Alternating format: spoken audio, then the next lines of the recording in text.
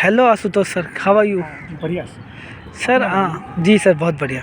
Sir आपसे जैसा मुझे पता चला कि आप दृष्टि आईएएस से कोचिंग कर रहे हैं, तो सर थोड़ा बच्चों में बहुत कन्फ्यूज़न रहता है कि वह दृष्टि का जो प्रोसीजर है, फ़ी स्ट्रक्चर है या उनका जो माइंड मैप है कोचिंग कराने का और जो फैकल्टीज़ है, तो उसका प्लीज़ थोड़ा सा गाइड कीजिए हमारे व्यूवर्स को, क्योंकि थोड़ा सा कन्फ्यूज़न रहता है, प्लीज़ सर। अच्छा, तो देखो सर, क्या है, दृष्टि आईएएस जो है ना, ये यहाँ की बहुत ही प्रतिष्ठित संस्थान है।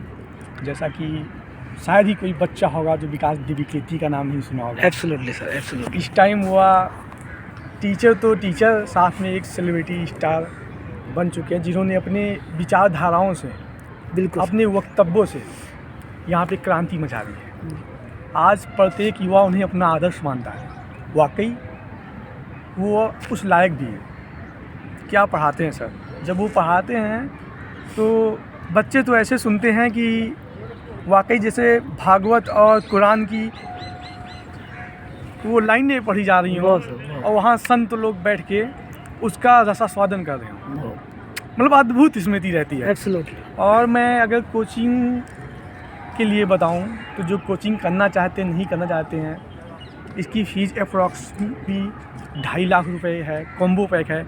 लेकिन ये उनके लिए सबसे ज़्यादा बेनिफिशियरी होगा जो ग्रेजुएशन कर रहे हैं या इंटर बाद आ रहे हैं, या उनके लिए नहीं है जो ग्रेजुएशन बाद आए हैं और अपना 3 साल यहाँ पे कोचिंग के लिए लगाएं 2.5 लाख रुपए लगा के। ये ग्रेजुएट जो हैं, ये बाकायदा 2 साल 2.5 साल का एक कॉम्बो पैक होता है और इसमें सिर्फ पढ़ाई नहीं होती है, इसमें आपको डिबेट्स करने का तरीका बताया जाता है, इसमें आपको रहने का तरीका बताया जाता है, इसमें आपको बोलने का तरीका बताया जाता है, इसमें आपकी पूरा पर्सनालिटी डेवलपमेंट जो होता है वो उसका कॉम्बो पैक होता है। और यहाँ पे कोई भी चीज़ें छूटती नहीं है। आपको सीसेट हुआ, जीएस हुआ, प्री का, मेंस का और एसए हुआ, ऑप्शनल हुआ। और ऑप्शनल के लिए अगर हिंदी साहित्य का नाम लिया जाए तो कोई भी जो अनजान ना हो वो हिंदी साहित्य के बाद दूसरा नाम ही विकास द्विवेदी जानता है।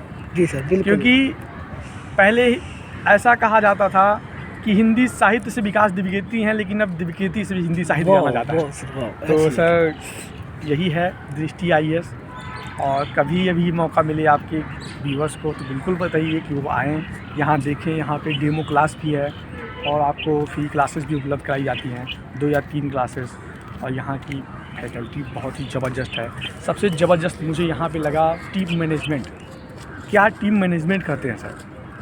उन्होंने अपने 5000 एम्प्लॉई को ऐसे मैनेज कर रखा है कि क्या ही कहें। उन्होंने एक बाकायदा संविधान तैयार कर रखा है और संविधान को सारे लोग फॉलो करते हैं। एज ए आप टीम दृष्टि के एक छोटे से गार्ड, सबसे छोटे गार्ड से बात कीजिए तो आपको फील होगा वाकई ये आईएएस की कोचिंग है।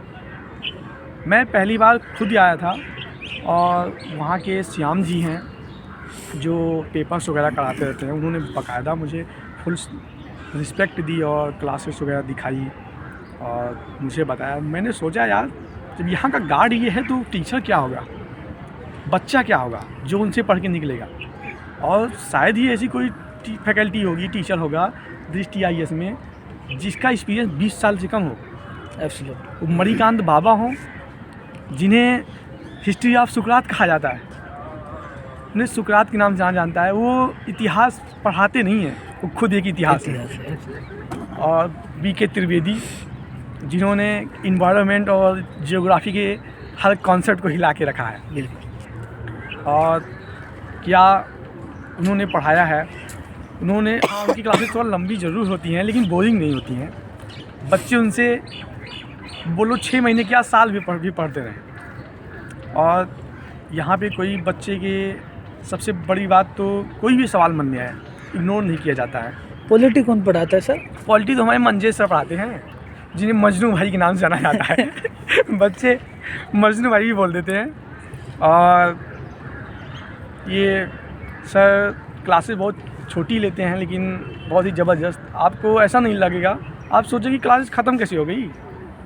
ये आर्टिकल और इसमें ऐसा ले जाते हैं बच्चों को कि कब ले गए कब निकाल रहे संविधान से पता ही नहीं चलता।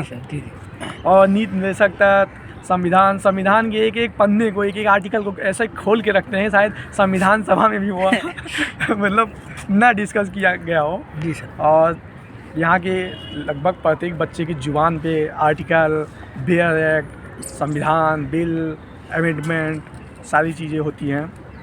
और यहाँ प्रधानमंत्री, राष्ट्रपति से लेकर कि अगर यहाँ पे चुनाव आयोग को अगर हटा दिया जाए तो वाकई इतना ज़बरदस्त वो चुनाव आयोग पढ़ाते हैं कि वहाँ का बच्चा चुनाव करवा सकता है। अब क्या ही बताऊँ आपको।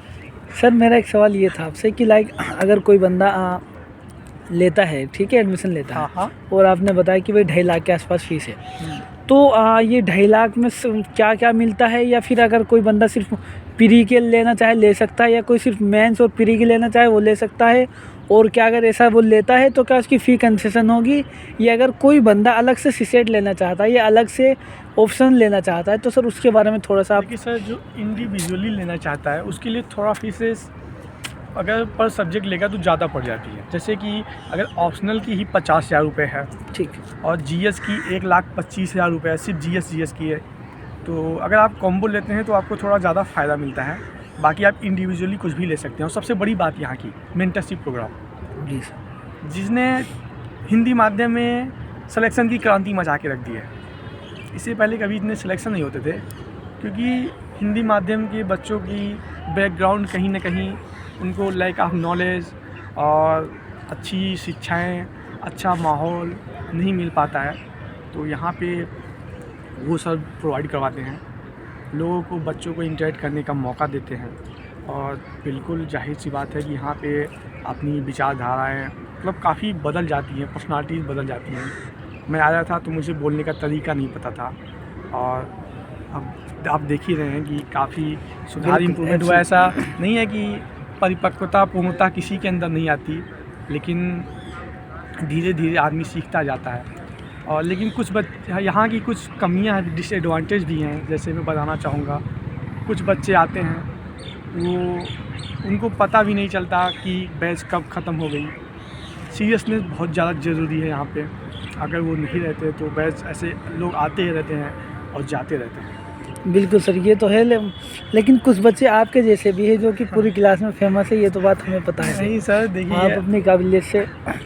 ऐसा कुछ नहीं है फेमस होने का, बस यही है कि अपना स्वभाव होता है, बिल्कुल, लोग जानने लगते हैं।